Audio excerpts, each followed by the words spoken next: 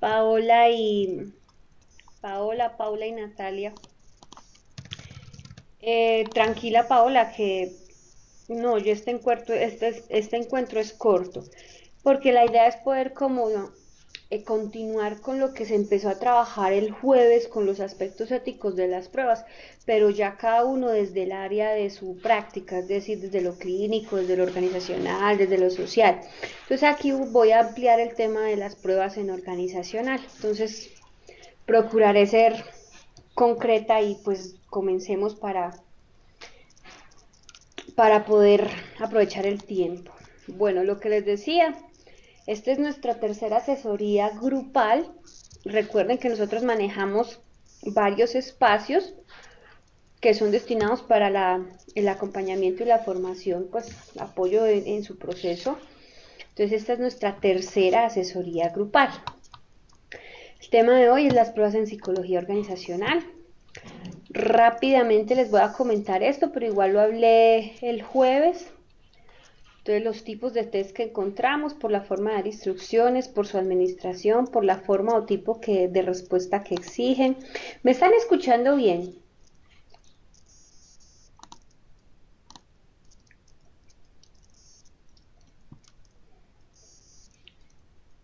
Listo. Por el tipo de material de la prueba, por la forma en que se califican, por las edades en que se aplican y por su libertad de ejecución. Entonces, en organizacional manejamos de igual manera que en las otras áreas los dos tipos de pruebas.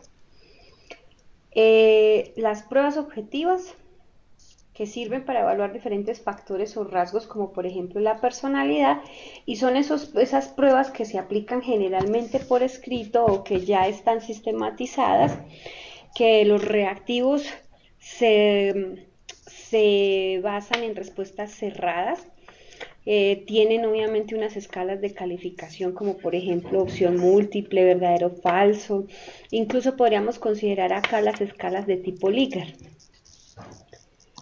Y las pruebas proyectivas que sirven para evaluar rasgos como por ejemplo la personalidad y se manejan a partir de hipótesis proyectivas que están fundamentadas en algunos aspectos teóricos de alguna teoría o algún enfoque epistemológico como por ejemplo lo dinámico, el psicoanálisis.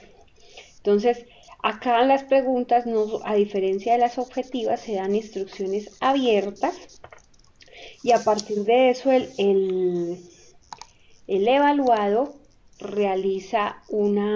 debe hacer, por decirlo así, dar una respuesta con base en sus supuestos internos, ¿sí?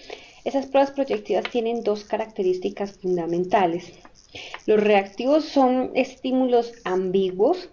Entonces, por ejemplo, evocamos al tema del test de Rorschach o que hay que dibujar, pues eso implica que el estímulo lo pones usted o respondemos a estímulos que son difusos y ambiguos y se utiliza un formato generalmente para la respuesta, pero la respuesta es libre, ¿sí? Entonces, aquí que implica que la prueba proyectiva lo que lleva es una respuesta razonable que se da desde la estructura del sujeto como tal. Se categorizan en varios ítems, por así decirlo, que son 5 principalmente. La asociación con manchas de tintas o palabras, como por ejemplo el Rorschach, la construcción de historias o secuencias, como por ejemplo Blackie, el completamiento de historias o frases, la ordenación y selección de ilustraciones u observaciones verbales, y la expresión con dibujos o juegos como por ejemplo el HTMP, la figura del rey, la figura de la familia, donde el sujeto tiene que elaborar su exacto o como el Warteg, donde el sujeto a partir de determinados patrones tiene que elaborar una determinada figura que pues precisamente es libre. ¿Cuándo se debe usar una prueba objetiva? Se requiere una medición estandarizada cuando ustedes quieren estandarizar o medir un rasgo psicológico de la persona, por ejemplo un 16PF, un MMPI que ya están estandarizadas. Cuando se necesitan hacer aplicaciones grupales en un proceso de evaluación, viene bien, o sea, cuando no hay un tiempo suficiente como para retomar la información del individuo, una prueba puede venir bien. cuando no se tiene conocimiento profundo de la psicología dinámica. ¿Por qué? Porque las pruebas subjetivas o proyectivas requieren una fundamentación muy buena en psicología dinámica para hacer esa interpretación. Entonces, a veces nos dan algunos rasgos en los manuales de interpretación, algunos rasgos que podemos seguir, pero igual cada rasgo depende de un aspecto fundamental desde la epistemología dinámica. Si no tenemos la fundamentación dinámica, nos va a quedar muy complicado hacer interpretaciones adecuadas y por ende lo que vamos a hacer es quizá especulaciones a partir de los dibujos o de las respuestas del sujeto. Entonces, por eso se maneja una prueba objetiva. Cuando se va a realizar un peritazgo psicológico, por ejemplo, en un proceso judicial, en un tema laboral incluso. Cuando se realizan procesos de selección, cuando se tienen indicios de dificultades de aprendizaje, lenguaje y aspectos neuropsicológicos, y sobre todo para la investigación, cuando usted requiere tener unos datos estandarizados y unos datos exactos que se les permita categorizarlos, ordenarlos y sistematizarlos fácilmente. ¿Me están escuchando?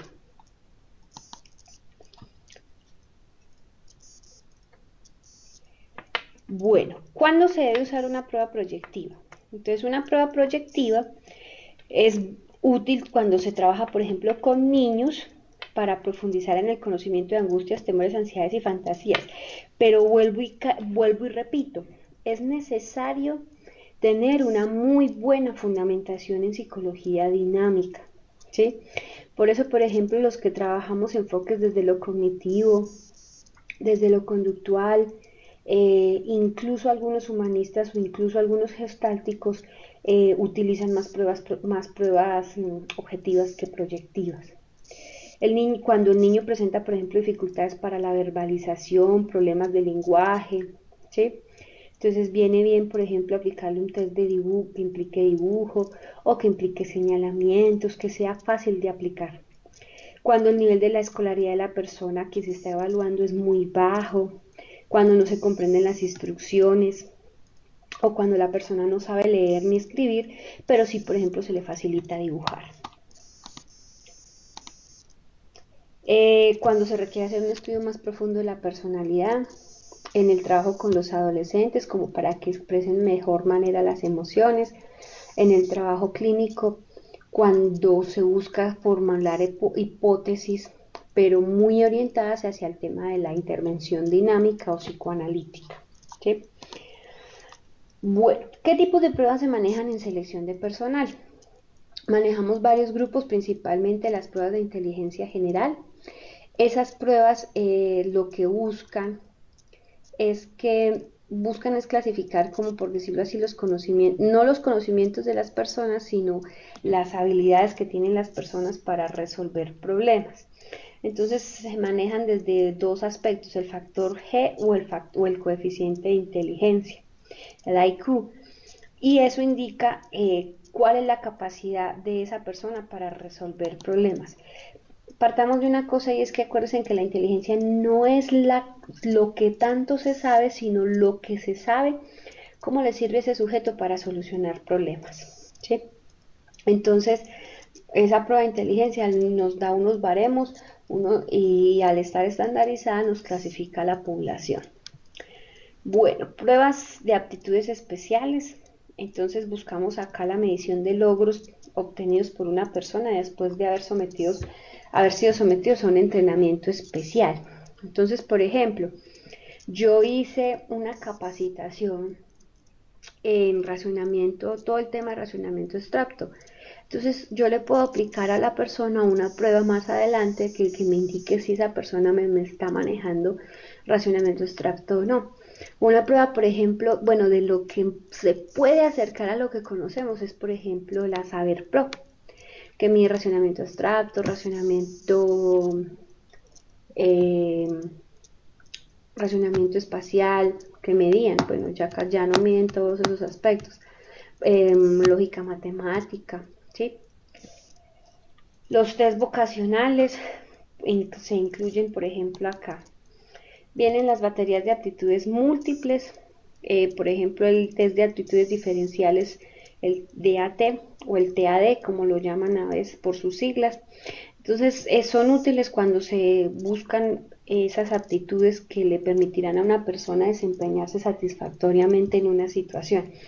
Entonces, ¿eso qué implica? Que yo puedo utilizar varias pruebas de aptitudes que me lleven a determinar, por ejemplo, la habilidad numérica que tiene esa persona, la habilidad mecánica, espacialmente cómo se mueve, racionamiento abstracto, racionamiento verbal. Entonces puedo utilizar una batería de pruebas que me midan todo eso. Las pruebas de personalidad, entonces están enfocadas a aspectos emocionales, sociales, axiológicos y motivacionales, que son rasgos de esa persona y que por ende la caracteriza, ¿sí? Esas pruebas se emplean para saber si una persona, por ejemplo, está libre de problemas psicológicos y que esos problemas psicológicos puedan llegar a afectar o a generar un problema de adaptación en el ambiente del trabajo, por ejemplo, o que me pueda ante situaciones determinadas, por ejemplo, bajo presión o situaciones frustrantes, me pueda reaccionar de una manera adversa. Entonces yo puedo utilizar una prueba de personalidad. Y las pruebas proyectivas, que ya son pues aspectos desde los estímulos desestructurados para conocer expectativas, deseos, motivaciones, intereses, percepciones de la vida. Ahí podemos encontrar, por ejemplo, el WARTEG. ¿Sí? Bueno, otra de los aspectos que se van a que se pueden utilizar para la selección de personal, pero que podemos considerar que debe ser juiciosamente elaborados, son los assessment center. Esos assessment center son ejercicios que nos ayudan a medir competencias en los candidatos y sobre todo las aptitudes y capacidades que tiene esa persona para el determinado cargo, ¿sí? Entonces, ese assessment center normalmente debería manejarse entre 8 a 12 personas. Algunos expertos o algunas personas que manejan esto recomiendan que no pase de 10 personas porque se vuelve complicado el manejo del grupo, ¿sí? Y esas personas deben tener una característica que tienen que ser lo más homogéneas posibles. Y ese grupo de consultores van entre 3 o 4 observadores. ¿Por qué? Porque hay un moderador, el moderador se encarga como de liderar. Hay uno que está observando, el otro que está relatando y el otra persona que empieza como por decirlo así, a observar de manera neutral. Pero cada uno de esos cuatro grupos, de esas 4 personas que conforman ese grupo de evaluadores, tiene su papel y tienen su rol definido para la evaluación de los candidatos. Entonces, en el Assessment Center son varias técnicas que se utilizan. Entonces, por ejemplo, cuestionarios de personalidad, ejercicios de gestión, los juegos de roles, dinámicas de grupo, juegos de negocios, entrevistas personales. Y ahí lo que se intenta observar precisamente es cómo las personas demuestran sus competencias, cómo reaccionan ante determinadas situaciones y cuáles son las aptitudes que nosotros necesitamos para ese cargo. Entonces nos sirve para mirar si son planificadores, si tienen actitudes y habilidades de dirección, de gestión, de negociación.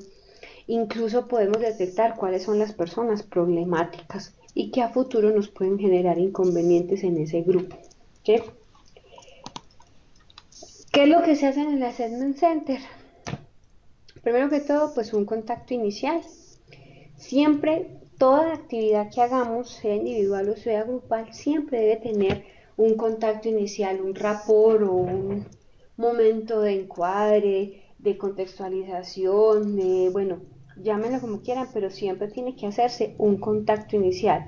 En ese contacto inicial, las actividades van destinadas, uno, como a sensibilizar y preparar al sujeto, a darle los objetivos de la actividad, a minimizar ese posible grado de fricción que se pueda dar entre ellos, a generar confianza, a estimular la participación y sobre todo ir preparando para la competencia, pues porque es un ambiente donde se va a competir.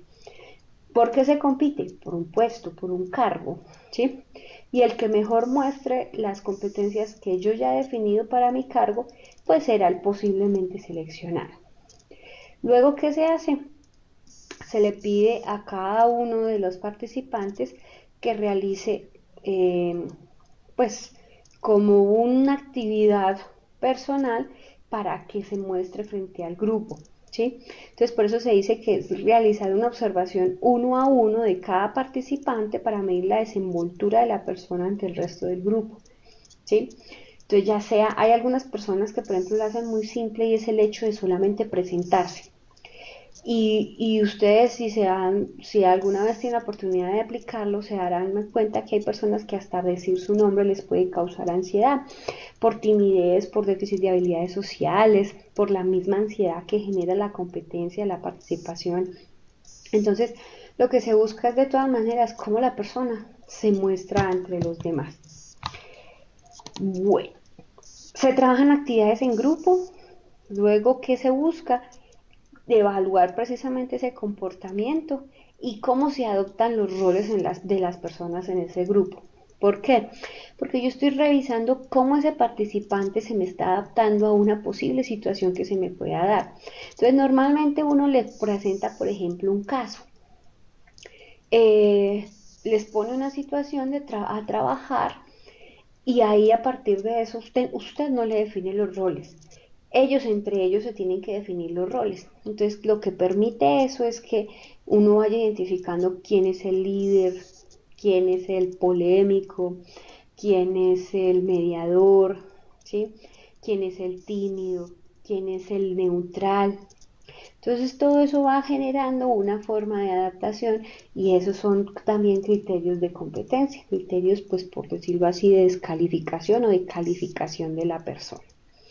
Y por último se maneja pues un cierre, que ese cierre debe realizarse entregando una pequeña devolución a los observadores y generando una discusión.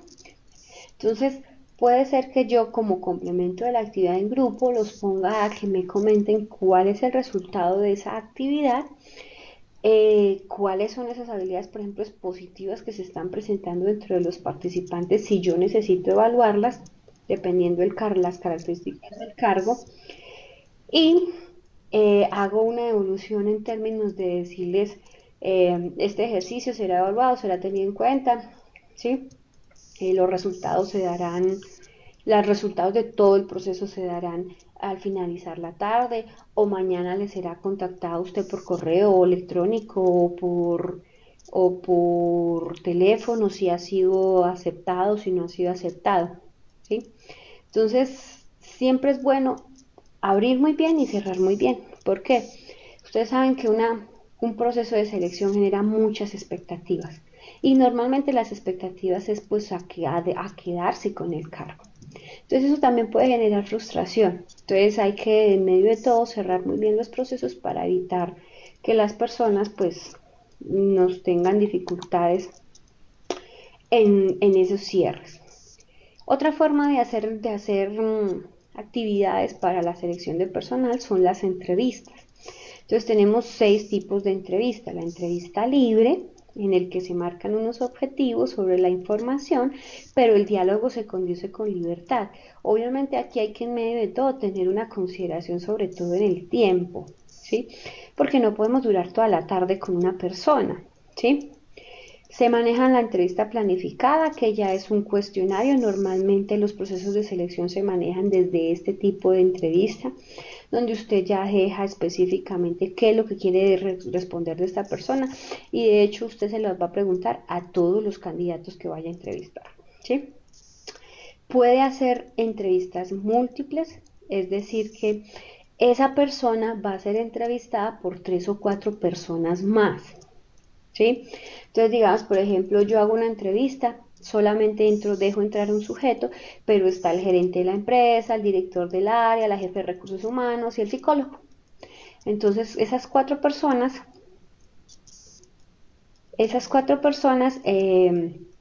te pueden hacer preguntas. Espérame, Fari, ya ahorita respondo.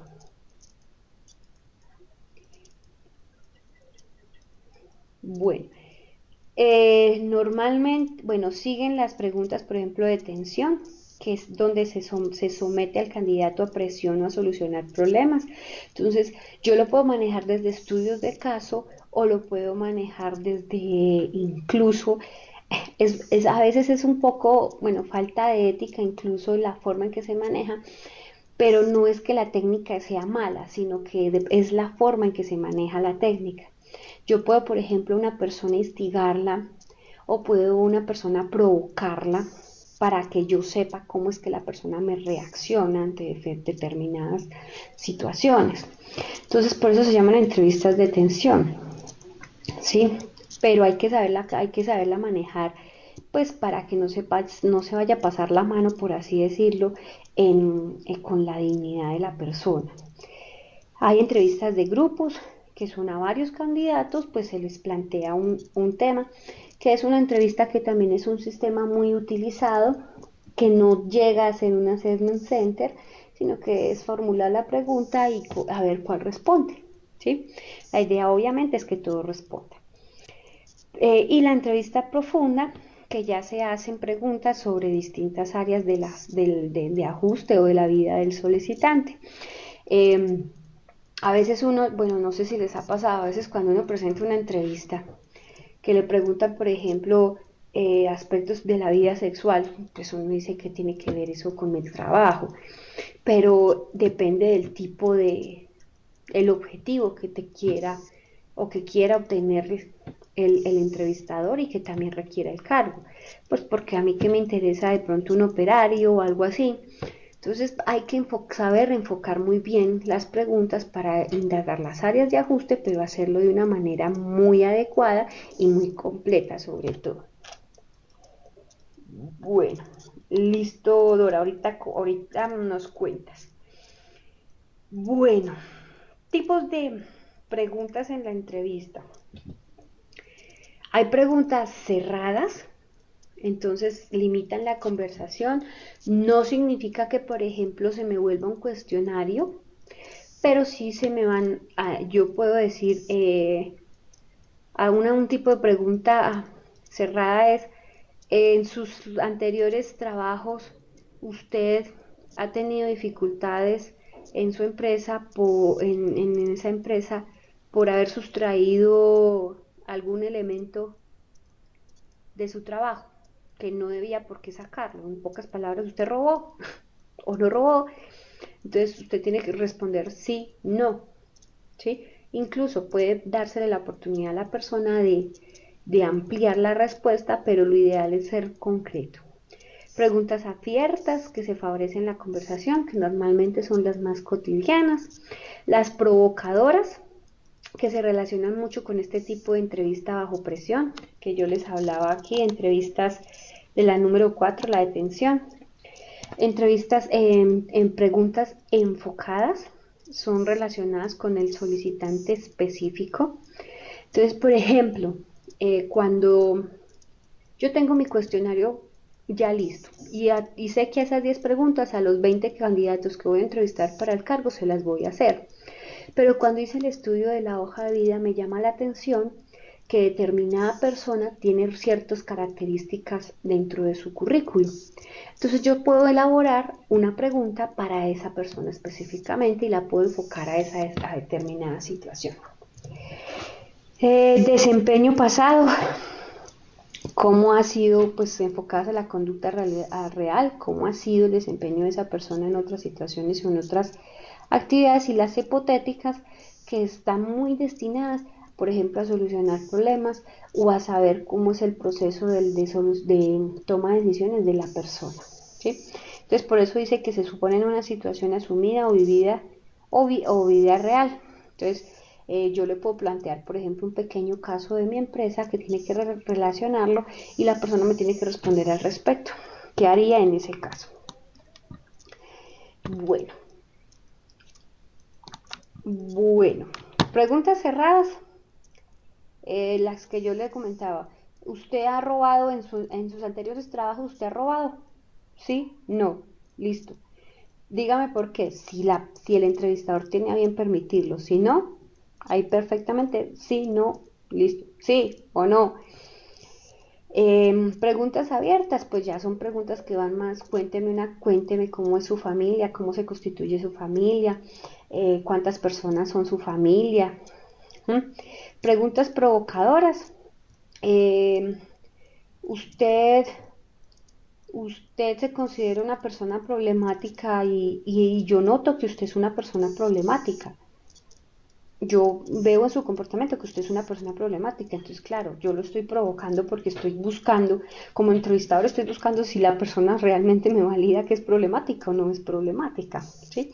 Pero por eso les digo que esta pregunta tiene que ser éticamente muy bien manejada, porque puede suscitar muchos estados emocionales que se nos pueden salir o desviar la entrevista. Preguntas enfocadas, digamos por ejemplo, me llama la atención que usted dentro de su currículo académico o dentro de su formación profesional tiene un curso de cocina y usted es ingeniero civil. ¿Por qué tiene un curso de cocina? Ah, porque me gusta la cocina y es mi pasatiempo. Es la forma en que yo me desestreso, por ejemplo. Ah, bueno. Entonces, eso es, por ejemplo, una enfocada. Preguntas de desempeño pasado. Usted operó una máquina, usted relaciona que sabe manejar una máquina X. Cuando la máquina X tiene determinada situación mecánica, por ejemplo, ¿usted qué hace? Una pregunta enfocada a un tema operativo. ¿Sí? Hipotéticas. Pepito y fulanito tienen una discusión. ¿Usted qué haría en ese caso? ¿Sí? O usted sabe, hay un problema en la fábrica y usted sabe la solución, pero por conducto regular usted debería informarle al jefe. Informarle al jefe implica que se demore 10 minutos en tomar la decisión y esos 10 minutos puede incluso considerar la vida de otra persona. ¿Usted qué haría? ¿Sí? ¿Usted qué hace en ese caso? Entonces, más o menos ese tipo de preguntas. Bueno, ¿cómo elegir un test psicológico en la selección de personal? Primero que todo, que sea pertinente entre lo que busco, lo que mide y cómo lo mide, ¿sí?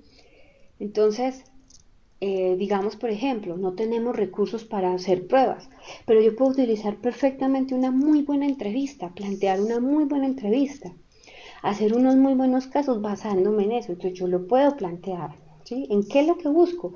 Que esa persona me muestre lo que yo quiero que tenga ese cargo, ¿sí? Validez y confiabilidad en el ámbito laboral.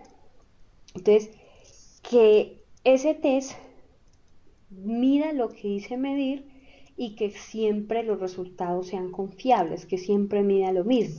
Entonces, si yo voy a aplicar el 16PF, yo puedo tener con certeza que me va a medir siempre lo mismo, rasgos de personalidad.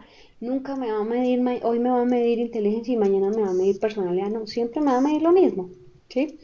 Entonces, hay una página que se llama PsycInfo, donde se almacenan revistas de psicología y almacena cualquier cantidad de información sobre pruebas psicológicas. La forma en que se hicieron, la forma en que se aplican, la forma en que se analizan, artículos que validan su aplicación, o sea, una cantidad de información donde uno puede saber si esa página, si esa prueba es funcional o no. Entonces yo les recomiendo PsycInfo. La predicción, que sea capaz de predecir una conducta laboral futura. Si yo aplico una prueba, por ejemplo, el, el test de la figura humana,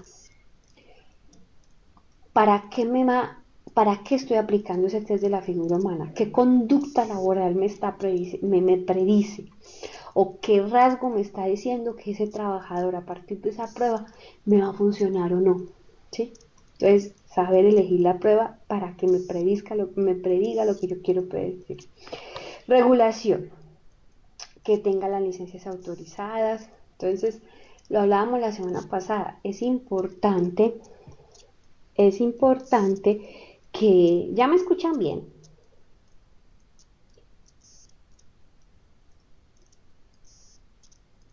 Ok. Entonces, es importante, por ejemplo, que, que en las empresas donde están, las pruebas que tengan, eh, pues tengan una licencia. Sucede mucho que, por ejemplo, empresas que trabajan destinadas específicamente a la selección de personal, incluso violan derechos de autor, ¿sí? Pero esos ya son problemas legales de ellos. Entonces, yo conocí un caso, incluso el viernes, que me acordaba tanto de la conferencia el jueves. La empresa tiene una prueba, la prueba X. Compraron la prueba, pero solamente compraron un paquete de 100 hojas de respuesta. Se acabaron las 100 hojas de respuesta y están empezando a sacar fotocopia. Listo, no hay problema. ¿Cuál es el problema? Que esas hojas que están saliendo en fotocopia van para una empresa pública. O sea, los resultados van para una empresa pública. Entonces, ahí sí, la entidad pública puede emprender un proceso de violación de derecho de autor a la empresa de selección, pues por no cumplir las leyes. Y ustedes saben que, por ejemplo, cuando uno contrata con lo público es cuando más debe cumplir las leyes. Bueno, otro aspecto que debe contemplarse con las normas, con las pruebas, es que no discrimine y que no viole la privacidad de las personas, ¿sí? Entonces yo no puedo, por ejemplo, y lo hablábamos la semana pasada, ventilar, decirle a la empresa, no, este trabajador no puede trabajar en su empresa porque es esquizofrénico. No, yo puedo dar un concepto más elaborado que me implique mejor, o sea, no una discriminación por determinado comportamiento, pero sí que por lo menos se le pueda recomendar a la persona, a la empresa, pues no contratarlo, pero no entrar tampoco a violar esa privacidad de la prueba. ¿Listo? Guardar, como pues dice, la confidencialidad. La estandarización, entonces, ¿qué implica? Que esté para el nivel educativo de los postulantes, que yo no puedo coger una prueba de la China y venir a aplicarla aquí en Medellín, ¿sí? Yo tengo que mirar por lo menos que en la construcción de la prueba los términos sean iguales, ¿sí? A veces incluso uno tiene problemas con las pruebas, por ejemplo, mexicanas, porque hay algunos términos que nosotros no los manejamos como México. Entonces vienen los dilemas de cómo va a responder la persona si no entiende el término. Hay que revisar la prueba antes. Y el seguimiento de los resultados, entonces disponer de la información, tenerlas debidamente almacenadas. Si las pruebas se manejan por medio magnético, entonces disponer esos medios electrónicos que impliquen seguridad, ¿sí? Que yo pueda manejar con otros indicadores. Entonces yo no me puedo, acuérdense en lo que digamos la semana pasada, yo no me puedo basar únicamente en el resultado de la prueba, yo tengo que mirar también el proceso de la entrevista, la hoja de vida, las referencias personales, las referencias laborales, incluso hasta los antecedentes penales de la Contraloría, de la Procuraduría. Yo tengo que mirar todo eso para que yo pueda definir si mi postulante es o no es el que yo voy a elegir, ¿sí? La capacitación de los usuarios, entonces es necesario que los usuarios de las pruebas estén capacitados para su uso. Entonces, tanto yo como que la voy a aplicar, como la persona a la que se le va a aplicar, debe dársele la información adecuadamente. No es llegar y coger, vea, tome, aplíqueme esto y ya. Tiene 2 horas, en 2 horas vengo, o vaya y búsqueme allá a la esquina y entrégueme el cuadernillo. No, hay que darle una instrucción. Mire, la prueba se diligencia así, hay que llenar la bolita completamente, entre más oscura mucho mejor, ¿sí? Y buscar el soporte de los proveedores. Entonces, que la prueba esté debidamente legalizada y sobre todo que la información se pueda actualizar. De hecho, por ejemplo, pruebas, por ejemplo, de la familia de las Wessler, la WIPSI, WISR, WISE, que son pruebas de inteligencia, ya van en otras versiones más actualizadas que incluso, por ejemplo, la que yo conocí. Entonces hay que mirar en qué manera han cambiado las pruebas, estar continuamente actualizadas. Bueno, y una nota ética que es muy importante, y es que en esto se incurre, desafortunadamente en la viña del Señor se encuentra de todo, pero suele pasar y es algo que debemos revisarlo. Y es que las pruebas psicológicas deben ser aplicadas por psicólogos, porque somos los únicos especializados profesionales para aplicar una prueba psicológica. Y por el hecho de ser psicólogos no implica que nos la sepamos todas, ¿sí? Hay que saber aplicar la prueba, porque a veces uno encuentra personas que trabajan, por ejemplo, con coach y todas estas cosas de nueva era y de meditación, incluso hasta con personas que manejan este tema de yoga, de liderazgo, de programación neurolingüística, que son administradores financieros, bueno, tienen cualquier otra profesión y uno los encuentra aplicando pruebas. Es más, incluso hasta los trabajadores sociales a veces aplican pruebas. Entonces, hay que saber hasta dónde llega el alcance. De hecho, el Colegio Colombiano tiene una forma de reportar ese tipo de casos. Es más, usted, aún siendo psicólogo, y si no sabe aplicar la prueba, usted también puede ser denunciado por mala práctica. Entonces, tener ese aspecto muy bien contemplado en que hay que saberla manejar, ¿sí? Y que eso implica que el procedimiento de aplicación y el análisis debe ser muy bien fundamentado en esos aspectos, en esos aspectos éticos, epistemológicos. Entonces, si ustedes, por ejemplo, mi enfoque es cognitivo-conductual, muy rara vez aplico una prueba proyectiva. ¿Por qué? Porque no es mi fundamentación. No me exime de conocer, pero si yo no lo conozco, no lo hago porque no sé que no voy a hacerlo. Pasa que a veces uno dice, aplícame esta prueba y interprétamela, ¿sí? Le dice uno a un colega, ve, interprétame la prueba. Entonces el colega le interpreta a usted la prueba, pero es que el colega no estuvo con la persona que se le aplicó, el colega no sabe el desarrollo del caso, el colega no tiene ni idea cómo fue el momento de la aplicación. Entonces, son muchos aspectos que hay que tener en cuenta con eso. Y aquí al final pues quedan algunas referencias que ustedes pueden encontrar. Yo les recomiendo, muchachos, que en la biblioteca virtual de la universidad, en lo que es en Pearson y en eLibro, hay muchos libros de psicología y hay gran cantidad de información al respecto de pruebas. Digamos, por ejemplo, si yo no puedo acceder a una prueba, pero quiero hacer un cuestionario también me implica que yo tengo que cumplir determinados aspectos psicométricos. Eso no es coger cualquier cosa e inventarme un cuestionario.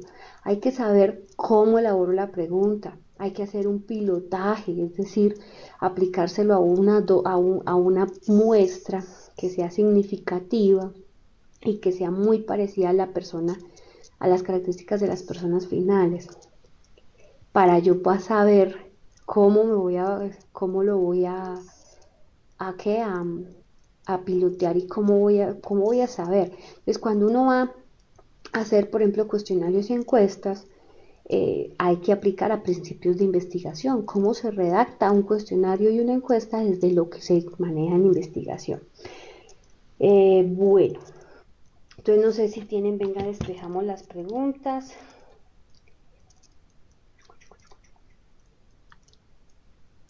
Bueno, por aquí hay una pregunta. Profe, Fari, ¿hay algún documento guía que me diga qué pruebas debería aplicar según el cargo que vaya a desempeñar? Eso usted lo hace desde dos aspectos. Desde su perfil de cargo, usted determina eso desde su perfil de cargo, incluso desde el profesiograma, ¿sí?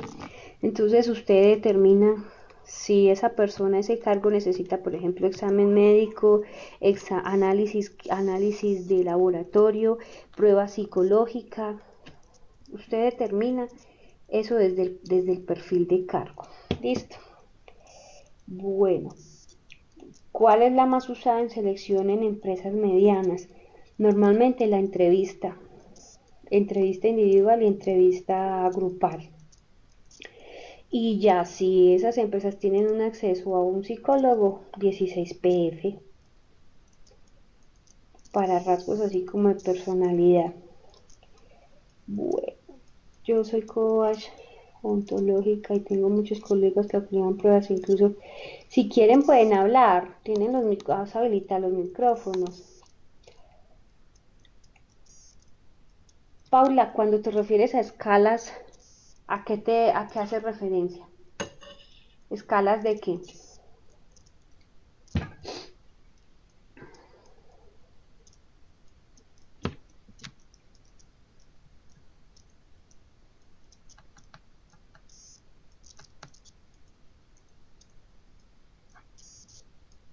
Ah, Paola, mientras de pronto Paula responde. ¿Qué tipo de entrevista?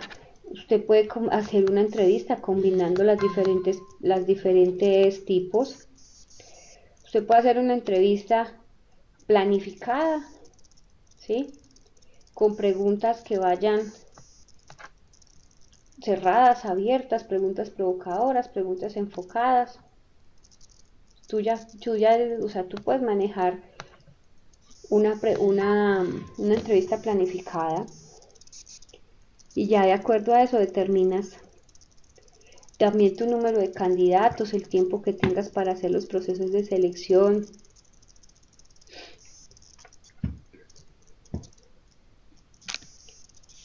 Ah, bueno, señora, gracias. Sí, esa era como la duda.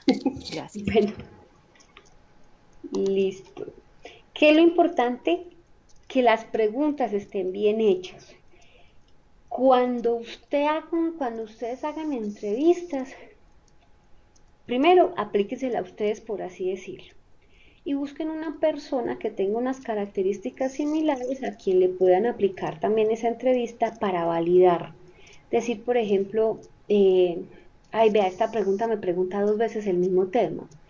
A veces uno hace preguntas de validación. Fíjese, por ejemplo, en el 16 PF, que a veces uno dice, ay, pero esto ya lo contesté atrás.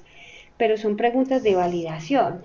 Entonces usted puede como buscar el tema de la coherencia interna en el discurso de la persona, pero no pueden ser tan repetitivas y tienen que ser estructuradas de forma diferente, pero conducir a la misma información, ¿sí? Mm, Profe, escalas de medición de estructuras de personalidad. Pues es que escalas de medición de estructuras de personalidad, como el control emocional, es que las pruebas de personalidad tienen unos baremos, ¿sí? Y esos baremos van determinados a medir determinados rasgos, como por ejemplo el control emocional, eh, la comunicación, bueno, la adaptación. Pero es que esas escalas de medición la dan en los baremos a partir de los rasgos. Entonces, no conozco una prueba que esté de personalidad. Digamos por ejemplo 16 PF. 16 PF tiene determinados, creo que son 10 rasgos los que mide. Cada rasgo te da un baremo. Ese baremo va, digamos, entre la puntuación X, la puntuación número tal, la puntuación tal. Si la persona obtuvo esa puntuación, entonces se ubica en determinado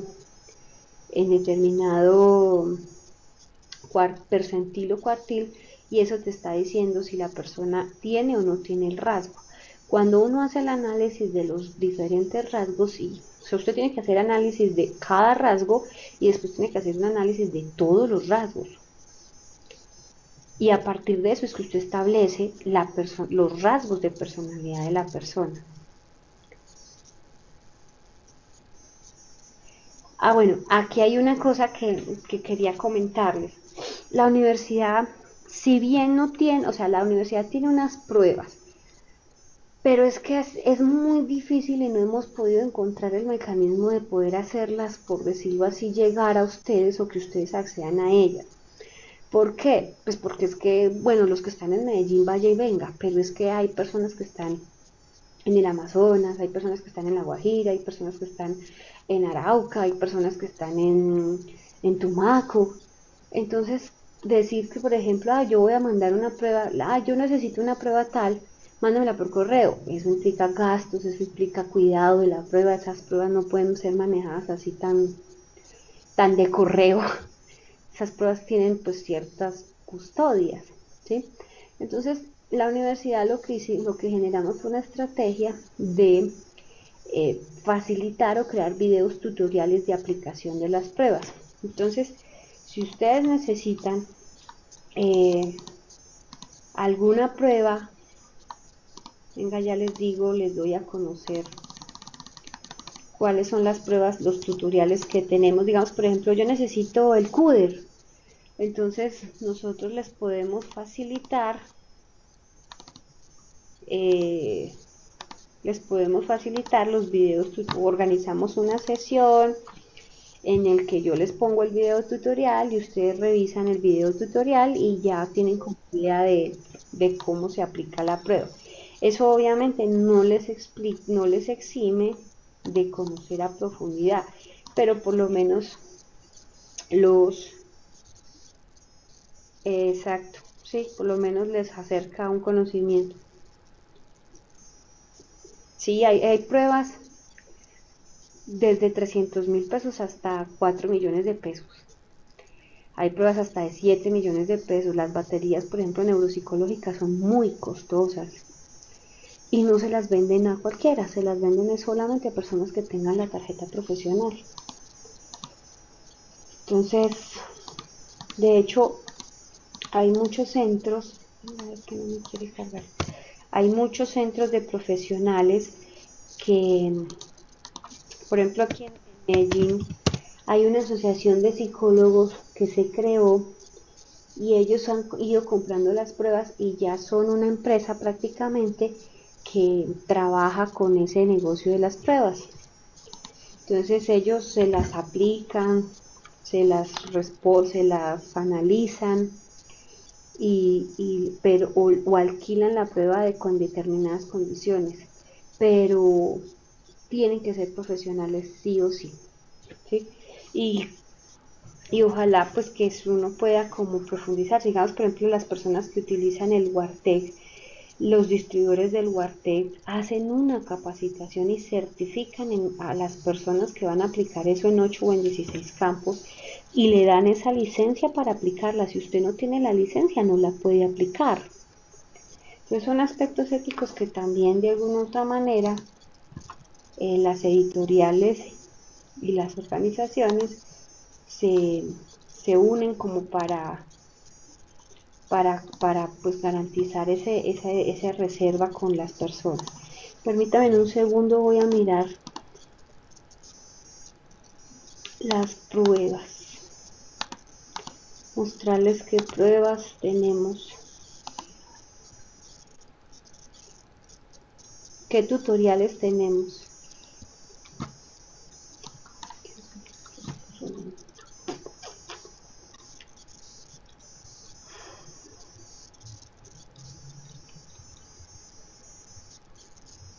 Si,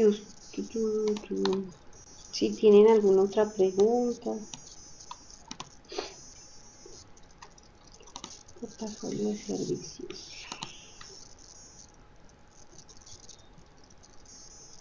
A ver, entonces, tenemos tutoriales. Voy a dejar de compartir pantalla y presentar escritorio.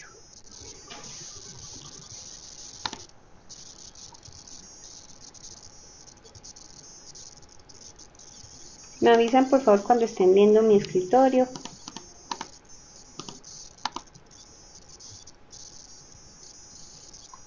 Listo, ya ellos también. Entonces tenemos tutoriales del 16PF, Beta 3, Big Five, el CLAM, organizacional, por ejemplo, del CLAM, del test de actitudes diferenciales, el inventario de preferencias profesionales, el CUBIT, que es como inteligencia, el CUDER, son como las que están de organizacional. Entonces, ¿qué es lo que ustedes, digamos, por ejemplo, quieren conocer ese tutorial? Escríbanme con mucho tiempo porque hay que hacer una gestión un poquito larga para solicitar ese video. Y organizamos una sesión para yo poderle proyectar ese video. No les puedo generar los enlaces porque no están generados como tal, sino son, haga de cuenta como si tuviéramos en el CD y yo se lo tengo que poner, ¿sí? Entonces hay que hacer la gestión con tiempo. Ahí les dejo como para que revisen los tutoriales que tenemos.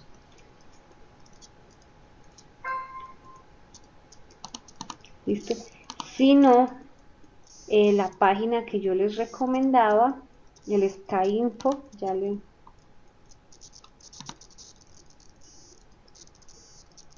el, donde ustedes pueden encontrar muchas páginas, muchas información. Por ejemplo, Dora, la información que tú me estabas preguntando de este cuestionario, se me perdió dónde está. Enneagrama, la prueba de enneagrama de personalidad, ese tú lo puedes buscar en esa página y ahí te dan artículos científicos que pueden hablar al respecto de las pruebas. Entonces, antes de aplicar una prueba, conózcanla. Ya les doy la página.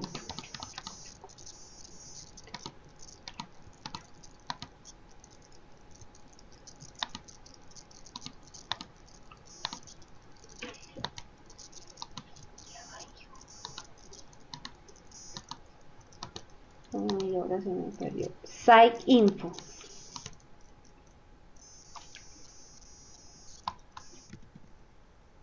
Igual, muchachos, lo que les digo, en la biblioteca, sobre todo en mi libro, encuentran ustedes cualquier cantidad de información al respecto. Ustedes entran ahí por mi institución. Ay, ahora se me perdió la agua.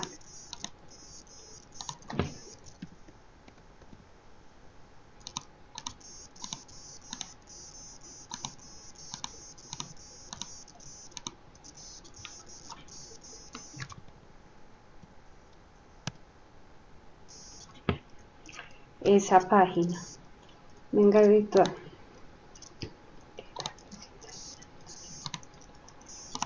Igual manera,